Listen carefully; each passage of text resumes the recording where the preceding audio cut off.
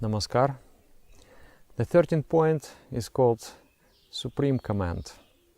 It is also an expression of bhava, is an expression of idea, is an expression of ideology, and it is a very concise, simplified version of the path. There are so many rules, there are so many nuances, there are so many subtle details of the path, and many people find it hard to follow all of them. But there has to be maximities and minimities. So if I'm not able to do everything, then I have to be able to do at least something. There has to be a line beyond which I cannot retreat. There has to be like a minimal standard, and then from that minimal standard, which I don't compromise at all, from that minimal standard I try to rise, and I want to reach the maximities of the behavior, of the ideology and everything. So I feel this is very important, and it has been very inspiring for me personally to have that minimal standard and to have that formed as a very precise wording, so that I repeat sometimes, and especially after collective meditation, if I'm with my brothers, practitioners, after we have done collective meditation, we all together repeat some sentences, some words. So I would like to explain those words, those sentences, and so that everyone might understand it. Those who perform sadhana twice a day regularly, the thought of Paramapurusha will certainly arise in their minds at the time of death. This is the first line. Those who perform sadhana twice a day regularly. The moment of death is very important. It is a deciding moment when we leave. The final thought, which is occurring in our mind, decides our future. When the mind separates from the body, we will see, according to many testimonies of the people who went through the process of dying, who have been clinically dead.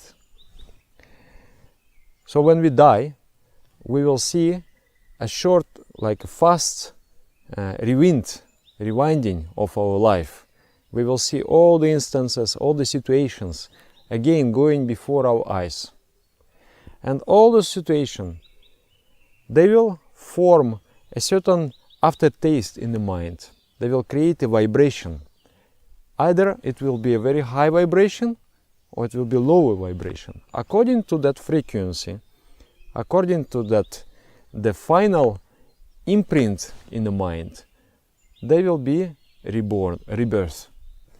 If the vibration is very low, it has to find, when we die, after the death, the bodiless mind remains in a state of sleep, deep sleep.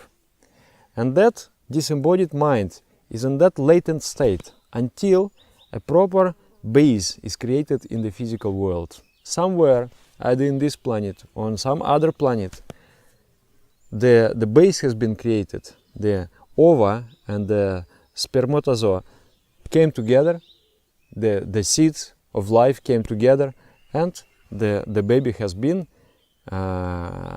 incepted. So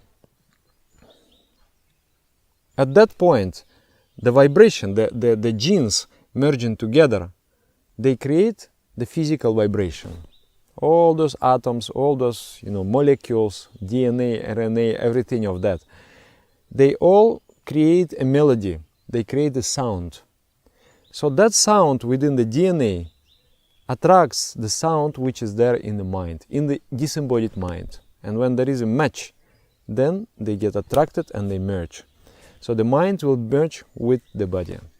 So if the vibration of the mind is crude, if the thought that I think when I die is of animalistic nature, I want to eat something, I want to enjoy something, I want to drink something. This sort of thought, I have not got enough pleasure, or I'm in the impression of fear. So that final thought is crude. The final impact in the mind, the final vibration of the mind is crude. That vibration will search the embodiment in the crude genes, in the crude body, which is the body of the plant, the body of the insect, the body of the animal, and so on and so on. And if the vibration is very subtle, then also the human body of different level of subtleness. If you have been practicing sadhana sincerely and the thought is of positive nature, then the next body is of very subtle nerves. You will have already spiritual inclinations, and from the next life you are going to continue your sadhana, your spiritual search, and then finally you will meet the goal. So, but if you have done sadhana very well, twice a day, regularly, that has become very important for you, and the search for God, the search for consciousness has become the primary instinct within you. Then at the time of death, when you are watching, oh, I'm going to school, I'm going to university, I'm getting job, and your different pictures are passing and passing and passing, and between all of those pictures, I'm meditating, I'm meditating, I'm meditating. You know, there was this belief that 25th frame in the movie, it creates some psychological impact, but later it was disproved. But anyway, it is a popular belief. So it's just like a 25th frame. You are watching your life and meditating again, again, again, again, again. So cumulative effect of all those impressions of meditation throughout your life makes you think about God, about the Supreme Consciousness at the final moment. You are moving, you are going, you have no fear, you have no desire, you have only one curiosity, you have only one longing. I want to merge with the infinite ocean I have been searching for my entire life. So if you have become like that, then it is said, those who perform sadhana twice a day regularly, the thought of Parampurusha will certainly rise in their minds at the time of death. Their liberation is a sure guarantee. So in that case, if such sublime thought, if maybe there was a noble thought, but not yet that, then you get the human body. But if it is purely thought of consciousness, of God, that the expression of that search, at that moment you cannot take any more physical base. At that moment you lose the individual existence and you merge with the cosmic existence. It's just like a river merges in the ocean. Jatha nadya sandamanam samudrishtam gachanti namarupa vihaya tatha vidvan namorupe dvimuktah parat parampurusha mupayati divyam. As many rivers exist with the different names, but when merging with the ocean, they lose their names, they lose their identity, and they become ocean. So this is the human destiny, whether we know it, whether we accept it or not, but this is the human destiny. The flow of individual consciousness have been flowing through the myriads of evolutionary forms, and then finally that flow of human consciousness touches and merges with the ocean of infinity. And that is our inner longing, that is our inner desire. So their liberation is a sure guarantee. Without Jama and Niyama, sadhana is an impossibility. I may sit for sadhana, but sadhana is not just sitting. Sadhana means a sincere effort. Sadhana means inspiration. When I sit, I strive to achieve the Supreme. Otherwise, if I just sit there, it's not really the sadhana. So how to get that inspiration? That propelling force within my consciousness that pushes me towards that final state. So that is not easy. And that comes only with the following laws of harmony, the rules of Jama Niyama. Ahimsa Satya Asteya Brahmacharya Parigraha Shauch Santosh Tapa Svadhyaya Ishvara Pranidhana. All those principles, when they are inculcated in our existence, then we get that constant urge within us to do sadhana. I do sadhana, I want to merge with the Supreme. And that is considered sadhana. Otherwise, if I just sit and there is no inner desire, that is not really considered to be sadhana. So to do sadhana, to be inspired internally, one must follow the principle of Jama Niyama. Without Jama Niyama, sadhana is an impossibility. Hence, the Lord's command is also to follow Jama Niyama. And before it was saying that, therefore, every Ananda Margi will have to perform sadhana twice a day, invariably, regularly. Every Ananda Margi means the follower of the path of bliss. The nucleus is cosmic, and the nucleus is the cosmological order, and the electronic imperfection moves around the cosmic perfection. So I move around in rounds around the cosmic nucleus, and that nucleus is called Paramapurusha.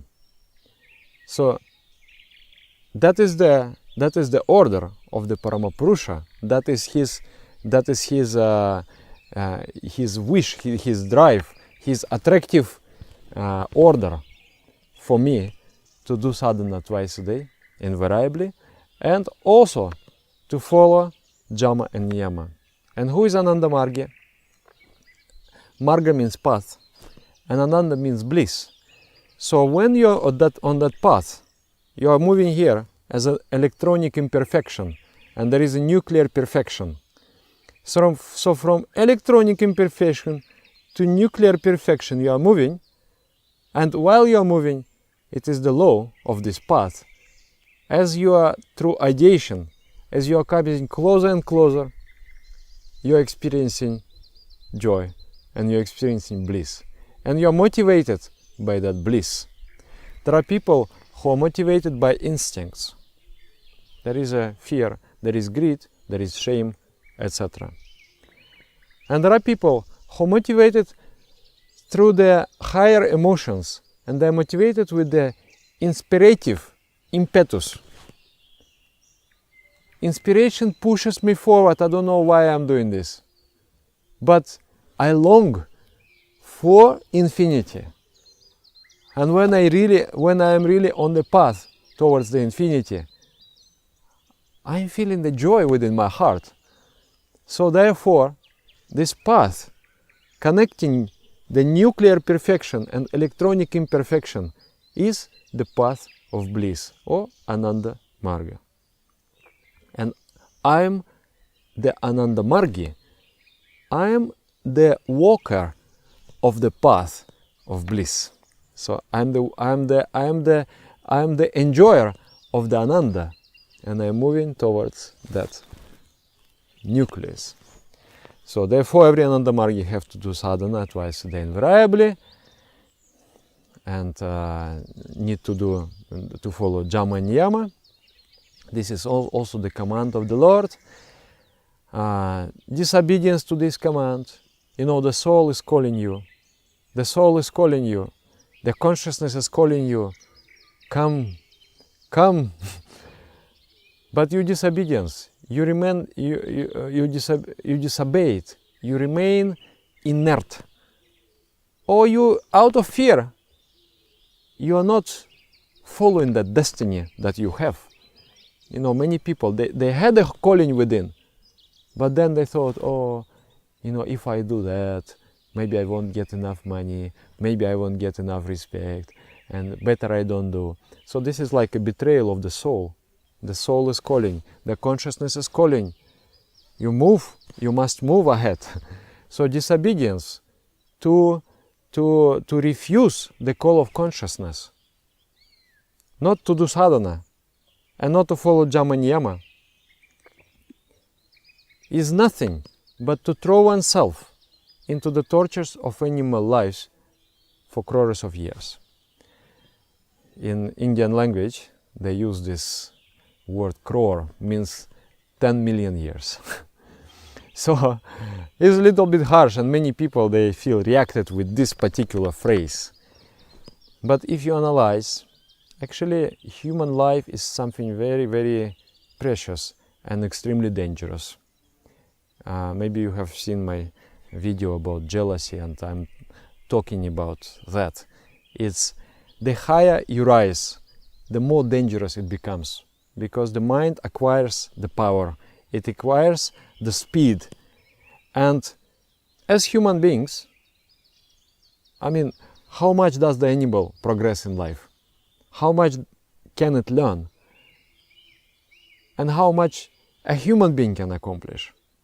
So a human being, even 1 year of sadhana, it elevates you so much.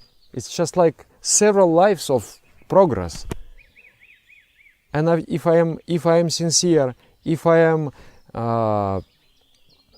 pushing ahead, always developing, how much can I progress?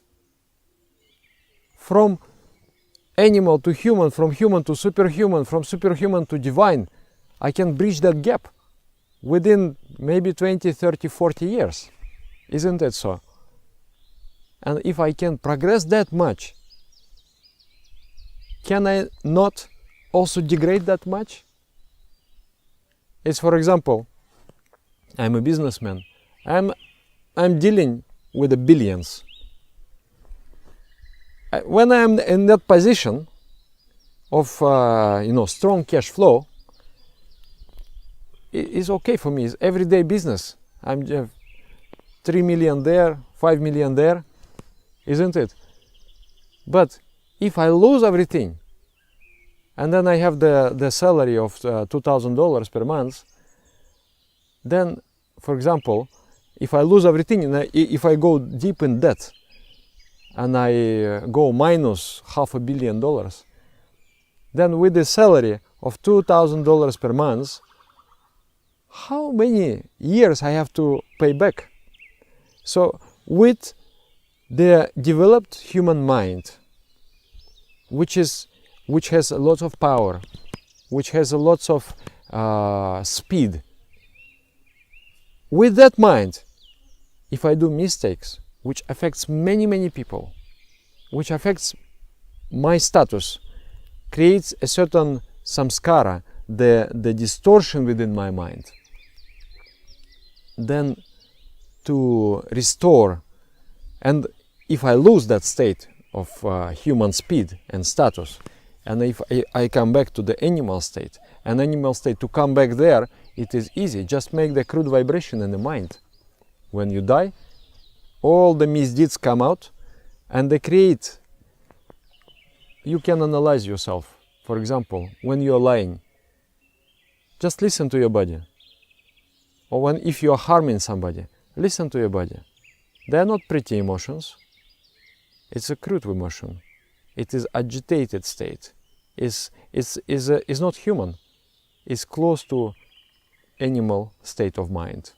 You become, from the human status, come down to the animalistic stance. And if there are many instances of that deviation from the path of humanity, crossing the laws of nature, then at the moment of death, all those things, they sum up, and you get the final state of the mind is a crude vibration. And then it merges with the animal body, merges with the plant body. And from there, the evolution takes many thousand and even millions of years. It depends how low you can go. But some creatures, they can go very low. The people who have destroyed many others' lives, who have exploited the nature, who have exploited the humanity, who have been merciless bloodsuckers of the humanity, those who have not followed the path of humanity, then they create such a samskara, such a distortion of the mind, that coming back from that state, it requires many consequent lives, of animal or whatever existence. And that is like a torment of animal life, because once we tasted the nectar of human lives, is not really the good thing to be a plant or an animal. So there is a warning. Disobedience to this command means not to do sadhana. If you're not doing sadhana, there might be the low, the depraving thoughts taking hold in your mind, and then the mind will go down. And if you're not following Dhamma Niyama, the morality principles, the path of humanity, then it is quite a big probability that the mind will degenerate, and then from that degeneration it takes many thousands and millions of years to come back to the same status. So that no one should undergo torment such as this, that everyone might be enabled to enjoy eternal blessedness under the loving shelter of the Lord, of the Paramapurusha, of the cosmic consciousness. It is the bounden duty of every Ananda Margi, the one who follows, the one who sees clearly, the one who experiences that inspiration. It is the bounden duty of every Ananda Margi, the follower of the path of bliss, to endeavor to bring all to the path of bliss. So it is our duty, it is our compassion. Actually, this supreme command, there is no fear that any one of us is going to fall, because we are inspired with Dhamma Niyama, we are inspired with meditation. But how about the people who have not been aware of the way of life, of the proper way of life? So there has to be compassion, there has to be concern also, so that no one should undergo torment such as this, that everyone might be enabled to enjoy eternal blessedness under the loving shelter of the Lord. It is the bounden duty of every Ananda Margi to endeavor to bring all to the path of bliss. Verily, it is the part and parcel of sadhana, the spiritual practice, to lead others along the path of righteousness. It is such a beautiful message, actually. It has all the necessary understandings. In life, we must follow moral principles. We must be moral. In life, we must do sadhana to strive to better ourselves. In life, we must care for others and lead them, endeavor to lead all, endeavor to lead entire humanity, not only humanity, the entire living world, along the path of progress, along the path of righteousness, and along the path of beatitude. So this is a beautiful message. And uncompromising strictness and faith regarding the sanctity of Supreme Command is the 13th principle of 16 points. And I hope you can understand, and maybe we can have discussion, for sure. Maybe questions are there, so we can talk in the comments under this video. But most of it, I think, is very clear. If you think yourself, if you analyze logically, it is like that. And philosophically, if you understand the philosophy, it is like that. And if you observe different examples of elevation and different examples of degeneration, which is caused by human actions and thoughts and ways of behavior, then I think you can understand what is in the content of this Supreme Command. Thank you very much. Namaskar.